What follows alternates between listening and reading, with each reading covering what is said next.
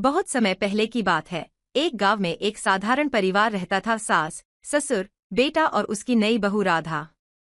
राधा बहुत समझदार, शांत और सुघड़ थी, लेकिन उसकी सास उसे रोज तंग करती थी। कभी खाने में मीन-मेख निकालती, तो कभी काम में कमियां ढूंढती। एक दिन राधा जंगल में लकड़ी बीनने गई। तभी उसे एक घायल तोता मिला। राधा ने उसे प्यार से उठाया, पत्तों से पट्टी बांधी और घर ले आई। वह रोज तोते की सेवा करती, दाने पानी देती। कुछ ही दिनों में तोता बिल्कुल ठीक हो गया। लेकिन वह कोई साधारण तोता नहीं था, वह था एक जादुई तोता। एक दिन तोते ने राधा से कहा, तुमने मेरी जान बचाई है, अब मैं तुम्हारी मदद करूंगा। जो भी तुम चाहोगी वह मैं कर सकता हूँ। राधा ने मुस्कुराकर कहा, बस इतना कर दो कि मेरी सास मुझे परेशान न करे। तोते ने अपनी चोंच हिलाई और बोला, अब देखो कमाल।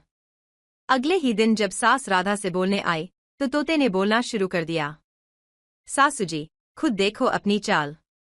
राधा बहू है सबसे कमाल। काम में हो या बातों में हो, तुमसे बढ़कर उसकी मिसाल। सास चौंक गई, एक तोता उसकी बात काट रहा था और राधा की तारीफ कर रहा था। जैसे ही वह कुछ कहती, तोता तुरंत तुकबंदी में जवाब देता। धीरे धीरे सास ने समझ लिया कि बहू तो सच्ची हीरे जैसी है। अब वह उसे तंग करने के बजाय उसकी मदद करने लगी। गांव भर में राधा के तोते की चर्चा होने लगी।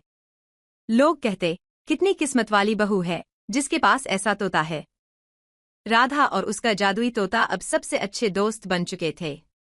और सास भी अब बहू की तारीफ करते नहीं थकती थी। सीख, प्यार और सहनशीलता से बड़े रिश्तों में बदलाव लाया जा सकता है। और कभी कभी मदद वहां से मिलती है जहां हम लीस्ट एक्सपेक्ट करते हैं।